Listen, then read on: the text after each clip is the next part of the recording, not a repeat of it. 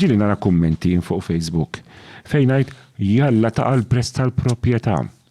Tista' timmaġina inti ikollok 82% tal-poplu Malti hemm barra, ġifieri familji, kulħadd kull min għandu flet tiegħu.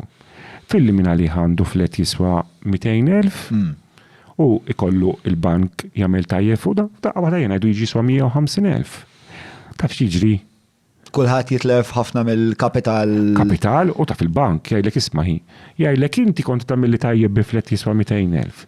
Illum sar jiswa 150,000, mel inti qed skopert tittini proprjetà oħra b'tal tagħmel li tajjeb. U jekk ma jkollokx?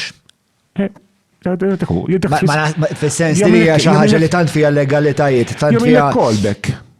Juħodlok, ma kif tajt inti kieku l-bank jispiċċa b'nofs Malta fidejh. U hekk ismani, kien ġradda, ma kienx b'nofs Malta fi 2010, 2012, hekk ġaraw. Le, fi 2008 tajt inti 2000 crash. Le, mhux hekk ġara. Kellek 3/4 tal-iżviluppaturi hekk hi. Le, fi 2008 mhux Malta tajt inti tajt il-crash ta' 2000, tajt il-crash ta' 2008 tal-America Financial Crisis. Effettwat il-Malta hekk. Le, imma li ġara dawk il-callbacks kienu ġew ta' falfej. Għax daw kienu għati. Le, mux għal-nek għal-Malta t-najdek ta' mux baċa ġele. Jini mux għall-Amerika ġdara l-Amerika. Malta. Mela ġdara. Għawek forsi. Le, forsi jena ġilt sibtek għattajt ċaħġa l-ma konċettajt. U għax jena raġel kbir ta' qalb enormi. Ħanirtira l-akkuża, mela kompli.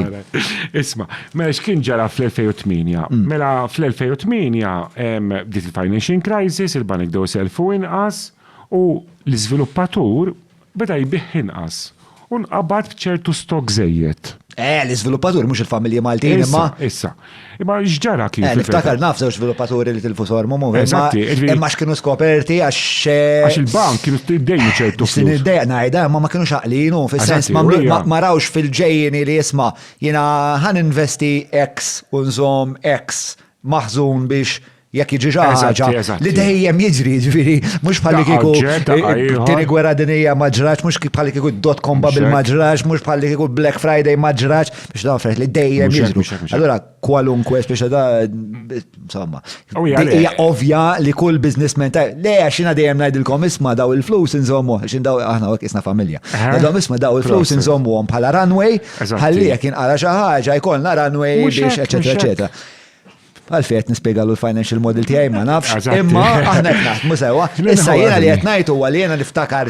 Għandek financial model bil-għal jiena niftakar x'ismu li kien hemm żviluppaturi li kienu aġġiela. Aġġiela, ġifieri perendi li ħajbjaw il-proprjetà, infatti inqabdu b'ħafna stock. Il-punt li kont qed tagħmel inti l-ewwel kien li jekk jaqa' il-prezz tas-suq li mhix ħaġa li jiena nixtieq għax jien għandi dar mhix xewqa tiegħi, però mill-lat akademiku ma nistax nifhem kif il-bank f'daqqa waħda ħajħu l-proprjetajiet ta' kulħadd. Inti l-ewwel għax mela inħass mill-individwal għall-iżviluppatur, anke l-individwal jekk inti ejja ngħidu xtajt fetta 200,000 euro u inti dejjint 160,000. Sewwa. U dal-flet sar jiswa 150,000. Inti tispiċċa skopert, il-bank jgħidlek isma' inti l-flet tiegħek m'għadux jiswa 200,000. Selliftek 160,000 qed ittini biex tagħmel tajjeb oġġetti llum jiswa 150,000 qiegħed skopert. Jew ħaddini oħra mill-hekk callback. Jistgħu jgħidek jiġri, sempliċi. Mhux ħajamel il-bank jispiċċa bil-proprjetà ta' kulħadd speċa jekk is-suq jieħu daqqa talla u ħafna minni jispiċċaw f'din is-sitwazzjoni fil-verità dik hija dik il-verità. Il-biċċa kbira fejn ġi l-ġraċ ħaġa bħalli. L-Ingilterra, Franza, l-Ġermanja. Jien l-unika callbacks li qatt naf li ġraw l-Amerika, sa forsi tista' ngħidli ma Florida, Miami, fit-2008 u ġraw dal-postijiet kif qed tajt inti The Big Short rajtu. Ejja rajtu. Eżatt, ġifieri The Big Short taf li daw kienu nies li di alla kienet stripper pereżempju. Eżatt, rajtu stripper. Imma mhux għax stripper, ma jiena għamilt jiena dak iż-żmien insertajt fi-2007 kont mort l-Amerika. Sewwa. U l-alla x'digressjoni ħanieħdu mis-suq fucking lokali Malti.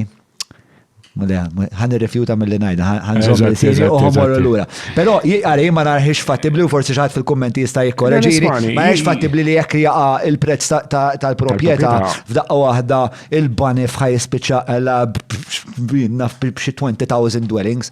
Isma, hemm ċans, ma għadux niċċajtaw bija di ġon ta' di mux ġi taċċajt ġvidi affarijiet li jista' jiġri.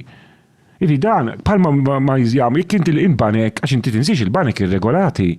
On the Economic Times, għawek, if the market value is less, the bank will ask the borrower to provide additional collateral or pay the difference immediately. If he is unable to do so, the borrower will be termed a defaulter and the bank will seize the property and if required, sell it. Fejda? Ma jistax li kun l-liġi. Kollum kien, John kollum kien.